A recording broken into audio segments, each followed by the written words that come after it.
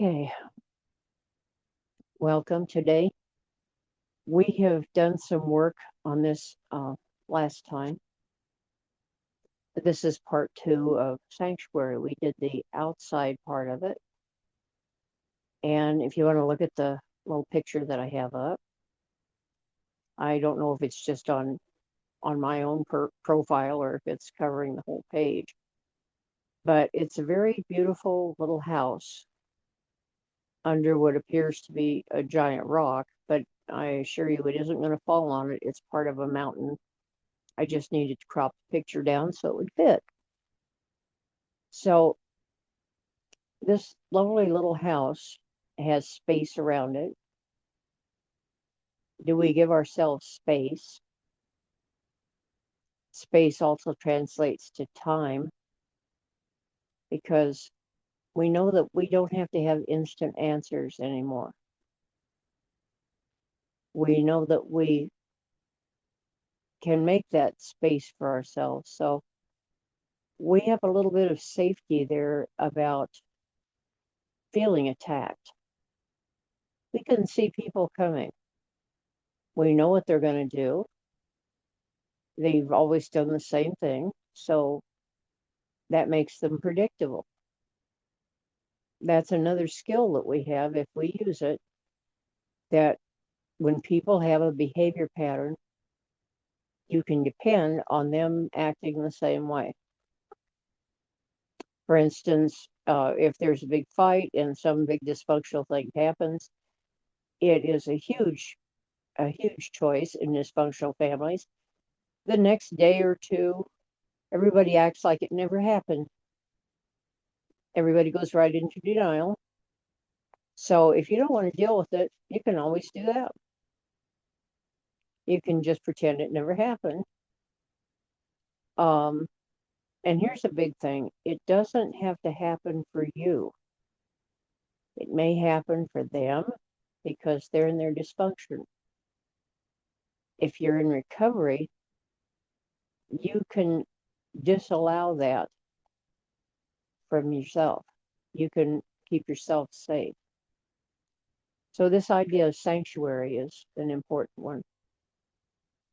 I like the word, and this is kind of a holy day for a lot of different people, and it can be whatever your belief system. It can be a time of reawakening, a time of awakening maybe for the first time, that you can be in the midst of an argument and have a safe space for yourself because you don't have to take part in someone else's argument. So just begin to relax. We do a very deep relaxation in this group, and we'll have time to share afterwards. So as you relax, just let yourself allow your eyes to close. Everything happens to the degree of your comfort, and the image is yours. If you decide to change something, feel free to do that. This is about your personal choice. And this, above all, is the place to exercise that. Your personal feelings are observed here. They are honored and they are appreciated. So there isn't any reason for you to change anything that you want to. Begin to just allow yourself to drift down.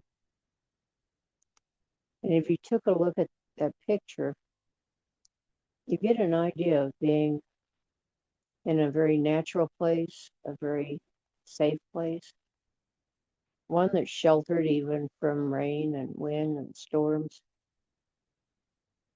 The little house is warm looking. There's lights on it on the inside. And we've talked about before that these lights come from candles, maybe a little fireplace. It's a very different light than the harshness of electricity. And There isn't any cell service in this little house. There aren't any ringing bells or buzzers. There isn't any startling news. It's just a peaceful place. And let's imagine that that peaceful place is inside ourselves. We can go to it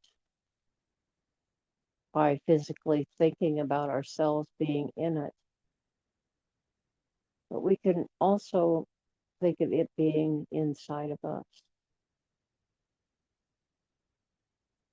Now, with that huge rock and all of those trees and things in the background, you can furnish your picture the way you want it to be. And you know that those trees and things came there because there's water. That means that there were storms at one time. There's been changes in weather year-round. Right now, the change is to move into the springtime. Now, we can imagine that there's snow on the ground there. And think about that for a second.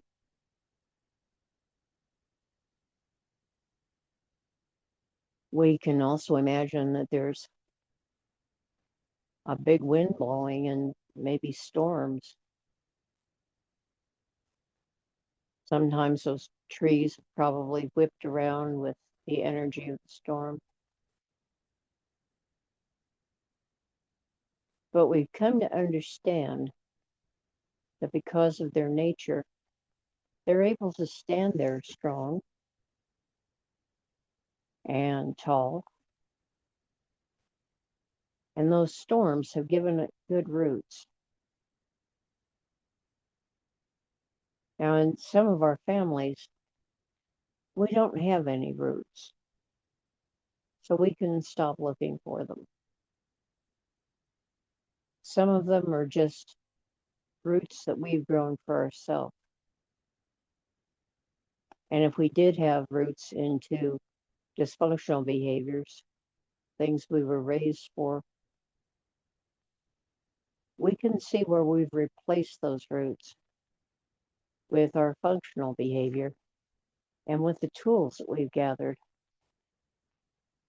the things that we've come to understand, just like we've come to believe. There is something happening there that creates a very powerful scene. All of that growth and change happened. The storm beat on the ground. It caused the seeds to soak with water. They say that if you want something to grow, especially to grow roots, it would be good to plant them in the dark of the moon. This can be looked at like an old wives' tale. But it also can be looked at on the scientific level when you realize that the seeds will soak up about twice as much water when they're planted in the dark of the moon and watered. They do it because of the pull of the tides. It's that simple. They soak up more water. If you have things that you want to grow the tops of, you could plant those during a full moon because the pull would be towards the top of the plant as it goes through its cycles. Different parts strengthen and grow just like we have. So we've gone through a lot of cycles. And we can imagine this one is a new one that's beginning to bloom. It's taken place in the middle of change. Everything is about impermanence. Nothing will be there all the time. We won't feel good all the time. We have all of our feelings because we're entitled to them. That includes sadness and fear and anger. That's part of being human. And being fully human and fully alive means being able to exercise all of those feelings in a healthy, undamaging way. So we're going to imagine this deep relaxation as we move towards that little house. And you can imagine going into it, or you can imagine actually taking it into yourself. But you can be aware that it has a strong roof. You have strength in your mind and your thoughts. It's protected by your higher power that you could imagine is that big rock that doesn't let too much of the storm hit you.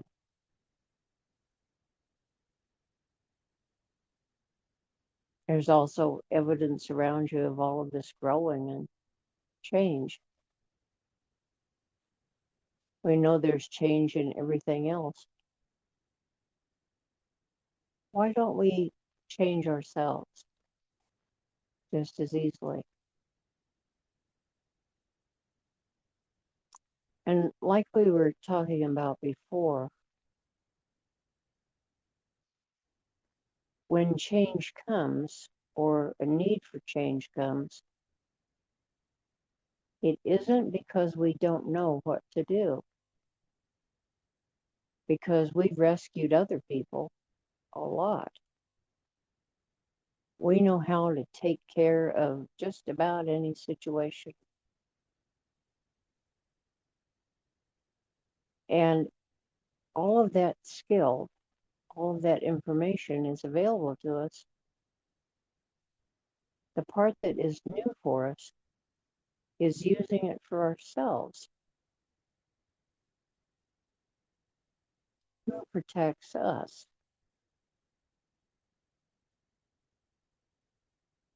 It's very common that people cannot depend on those around them to protect them. So we let our higher power and our adult self, we might think of our adult self as our nurturing parent, but it's also our critical parent. Our critical parent has a job to be judgmental. We just don't want it to be harsh. We want it to have compassion for others and for ourselves. So let's imagine being in the safety of your little house. And there's something outside, maybe with people that you love. There's a difficult time going on there. Someone said something just a little bit wrong and somebody else took offense. There's an old saying, try hard not to offend others, but try even harder not to be offended. We're okay. We can be offended and still be okay.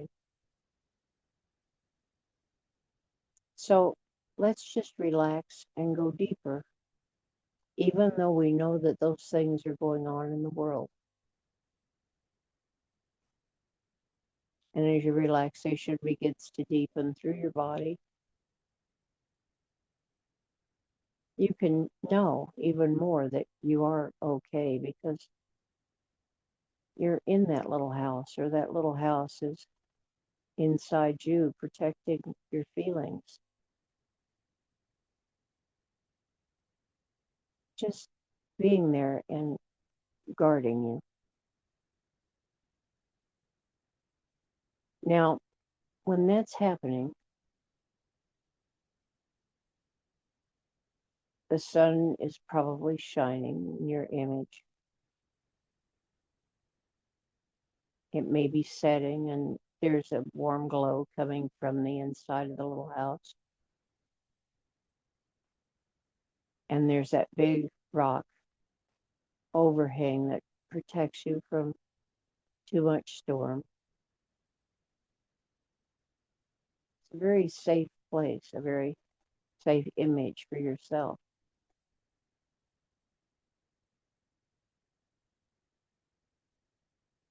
Now imagine that you're sitting in the little house in this safe place in your true self, and that you're pretending you're still in the storm from decades ago.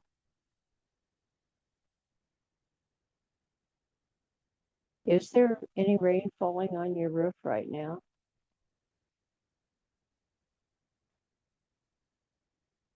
Is there anyone yelling at you? Is there thunder and lightning? Is there violence going on around you? You begin to see that right here and right now is very different than the things you're remembering, because they are just a memory.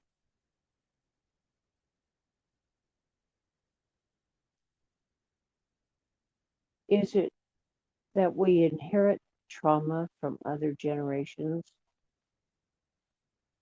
Or is it that we inherit their survival skills? I think we inherit the survival skills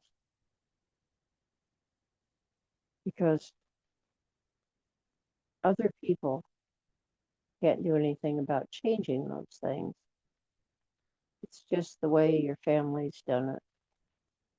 It's just the way it's happened for decades of time.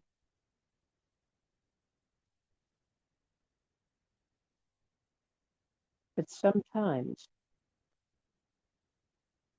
we start to realize that we don't have to allow those things to come into our life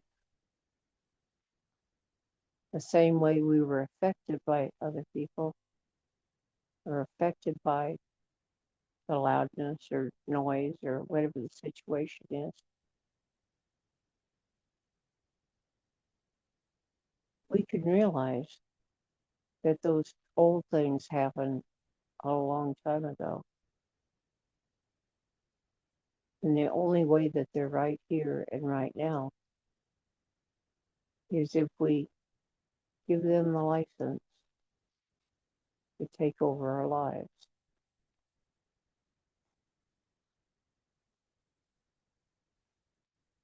We can refuse to do that because the same way those traumas varied from one incident to another, the same way they came and went and came back again, those things are absolute proof of change. There is change. I guarantee there were never two traumas identical.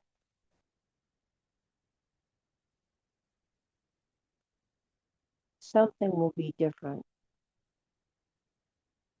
because people always waver, they always vary from one thing to another.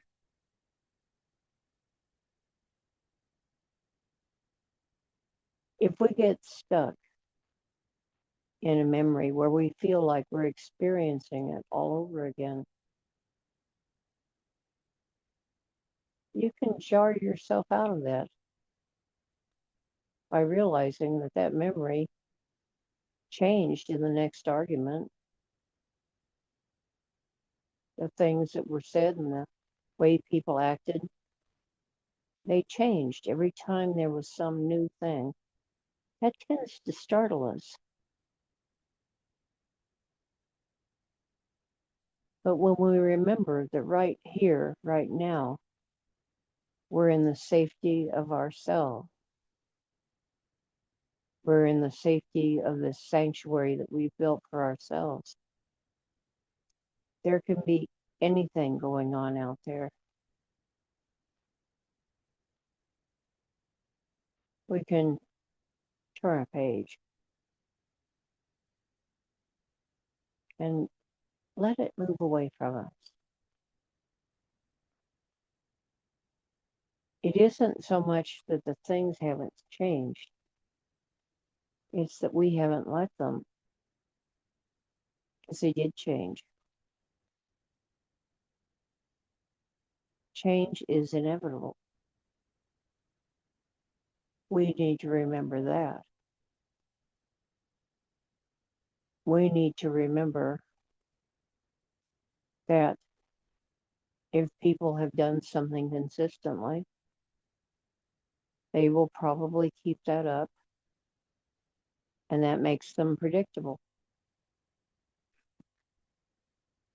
How does that help us? It helps us when we realize that we know a little bit of what's going to happen. We can choose to be there or we can choose to leave.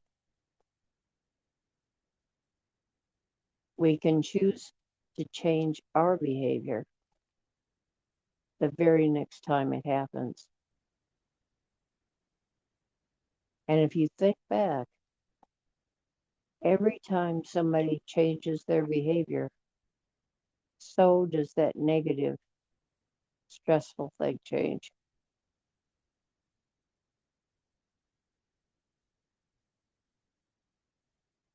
Allow yourself to just go deeper into that. And imagine that you're finding a very soothing place in this sanctuary for yourself. And as I count from 10 down to 1, we can go deeper into relaxation and understand that we are safe here and now. And when I say 0, all of that moved away from us. Right here and right now, we have the 0 interference. We have a 0 in us being physically affected.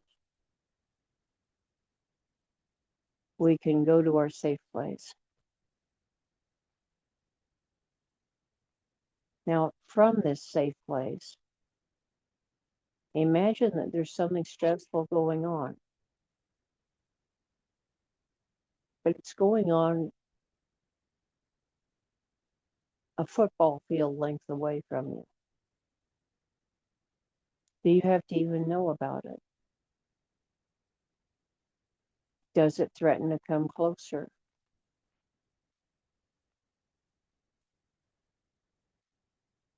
Let's imagine it is 5 miles away from you. Is it something that you need to know about?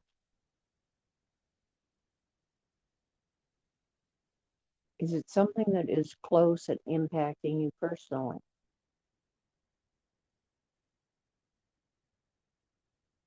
Is it something we even need to know about?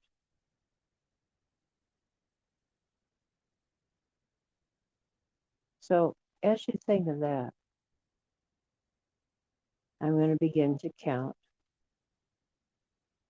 And you can go deeper from 10 down to 9.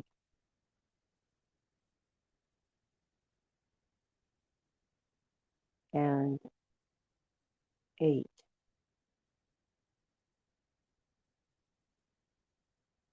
7. Going deeper and deeper. 6.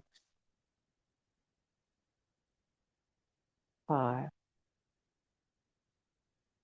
Halfway there now, halfway to that special place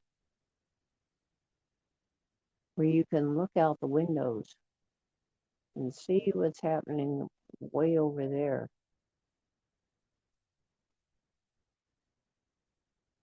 It has nothing to do with you. 5.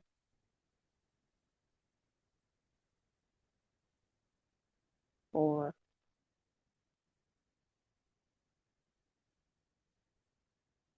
3. Deeper down. 2.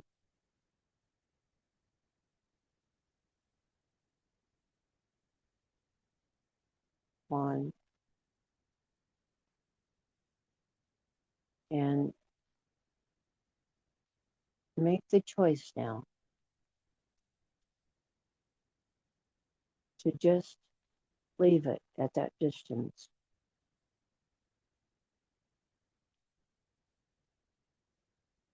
0. 0 gives you that little bit of space. You can observe. You can do what you need to do for yourself in the same way you would do it if you were actually in the situation. It's very different. You're doing it now from a distance so you can understand and analyze.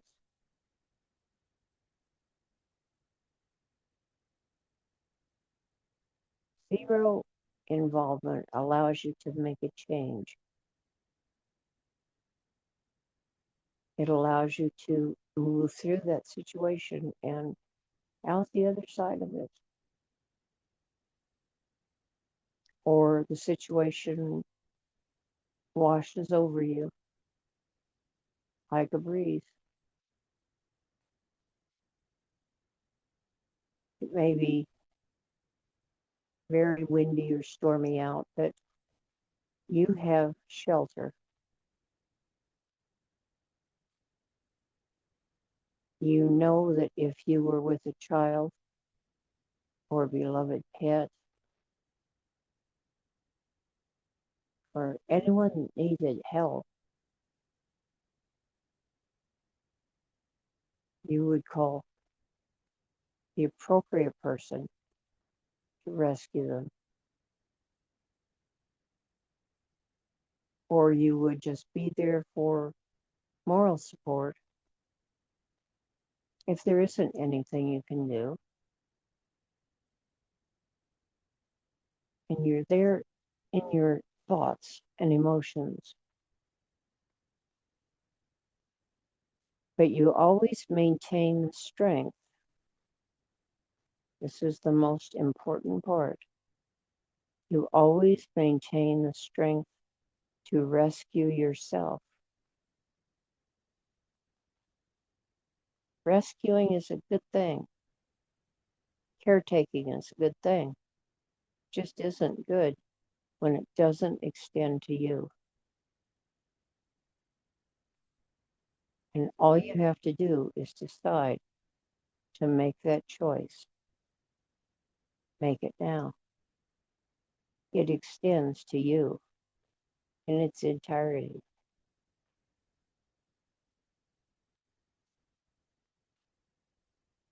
You allow it to just be at that distance.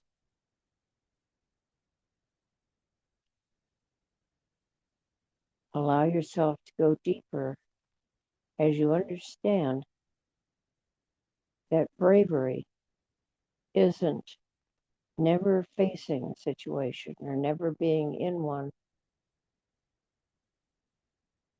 They happen all the time. Life demands courage.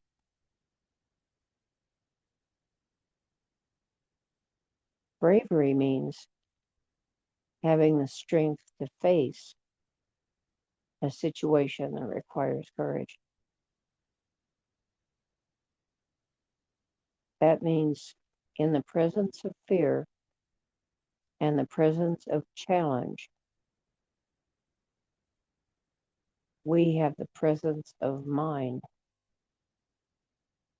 to protect ourselves. We could change the scene anytime we want.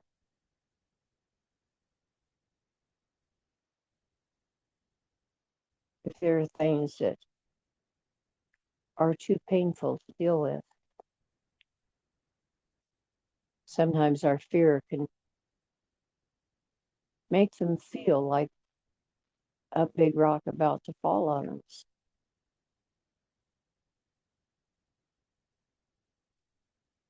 But in reality, big feelings don't equal big danger.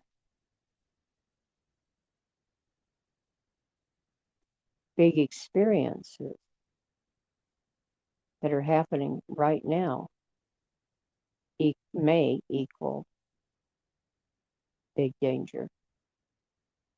Experiences that happened a long time ago, they don't equal big danger either.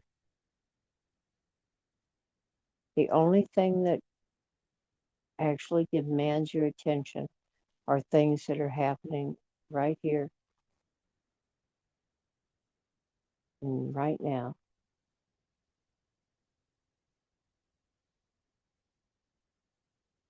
If I started scaring you and I started talking about awful things, you would be able to open your eyes right now and turn off this imagery.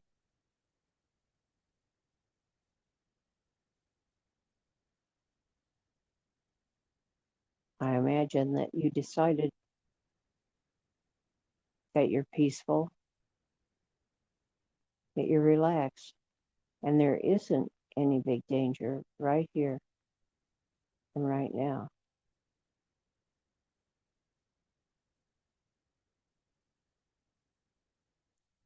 Right here and right now. Inside, you are courageous. Inside, you have peace. Inside, that is what gives you the focus and clarity to do the things for yourself that are necessary to keep you safe. And we've talked about that before, but it's important to take the safety from outside and understand our response to that, whether it's safe or unsafe, our response to it comes from inside. It's important to feel and experience the things that I'm talking about. They are part of your reality. This ability to walk away from a situation, this ability to set a boundary and say, I have reached the end of this experience. This is all of this experience I need to be able to make a good decision. And that decision is, what do I do with myself?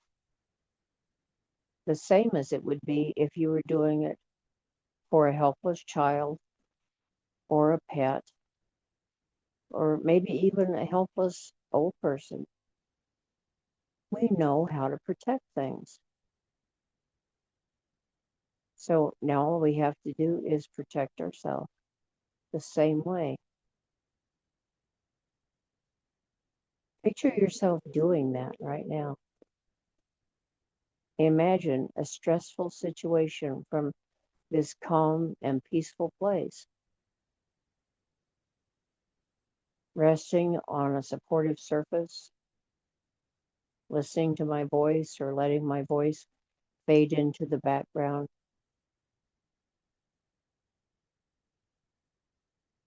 Imagine right now that everything is fine, and outside there is a stressful situation. It can be whatever you choose. And another day it can change to another occurrence. Another day it could change to something that happened when you were a child.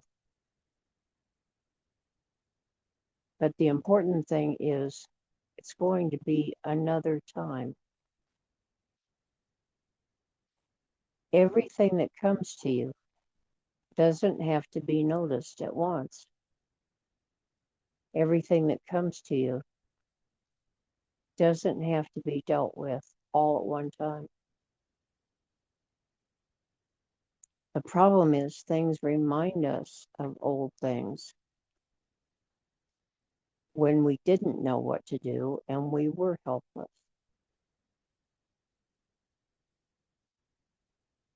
Let me say that again. Things remind us of old things. Remind, they come to our mind again. And our bodies in the past have reacted to the same stimulus, reacted with stressing our nervous system, with all the things that we react with. And it's important to understand that right here and right now, there is a very different circumstance because nothing is threatening our body. Nothing is threatening ourself. The only threat is remembering an experience. If there was a personal threat, this is a very important thing. If something was physically threatening you,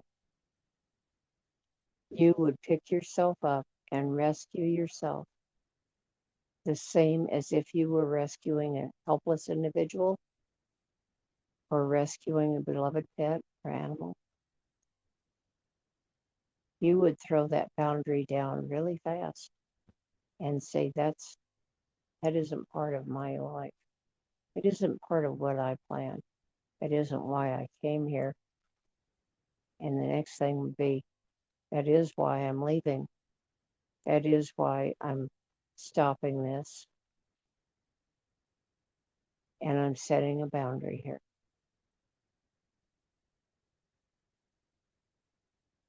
Your boundary ends only when things are safe.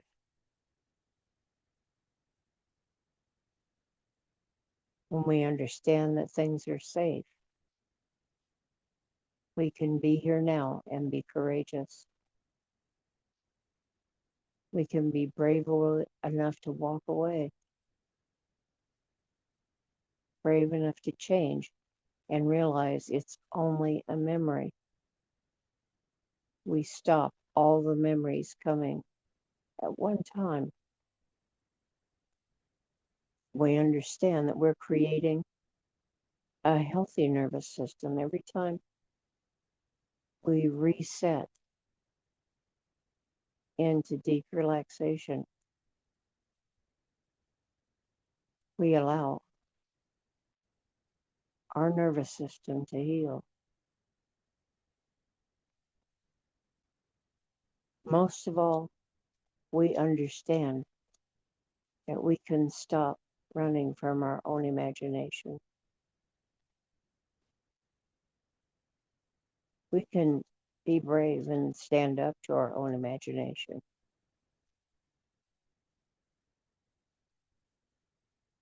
We can be here now in the reality of the moment.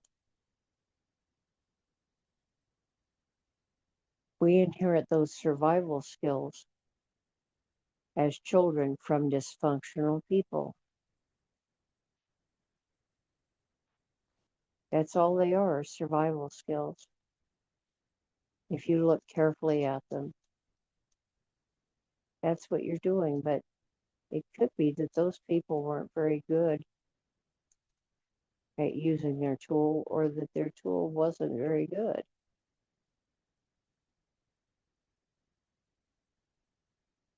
We can stop allowing situations to startle us.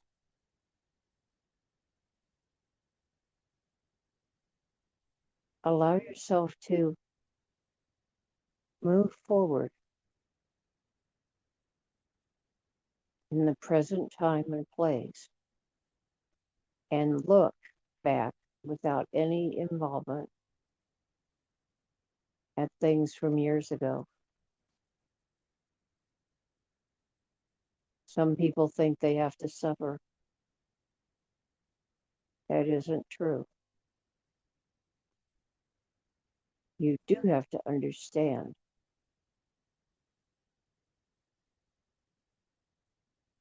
You do have to make those changes.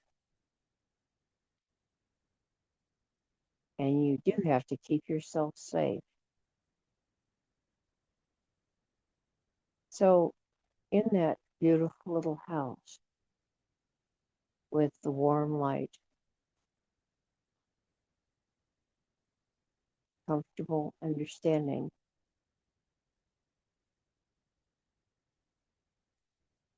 you let yourself move back into the here and now.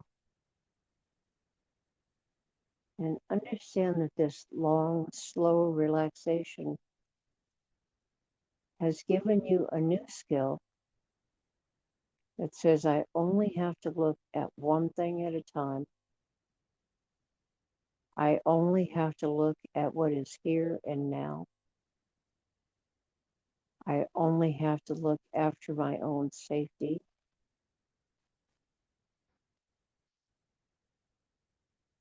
And there might be somebody, some little part that says, I want to run away from this and escape.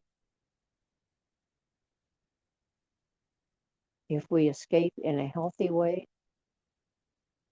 that's called a boundary. We can say, I've had enough. It's time to go.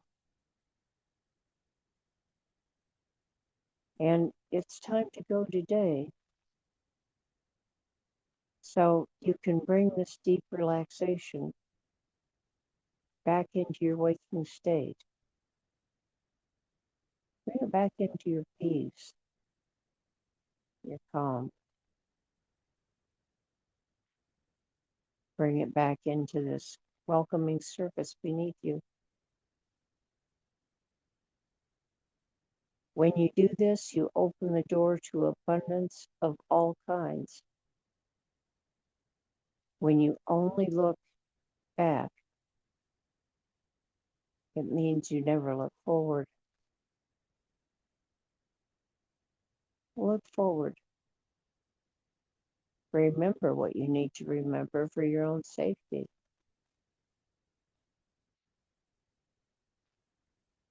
You only have to be present and aware for yourself. And you can begin to drift back to your own inside sanctuary. remembering that warm candle glow coming through the windows of that beautiful little house.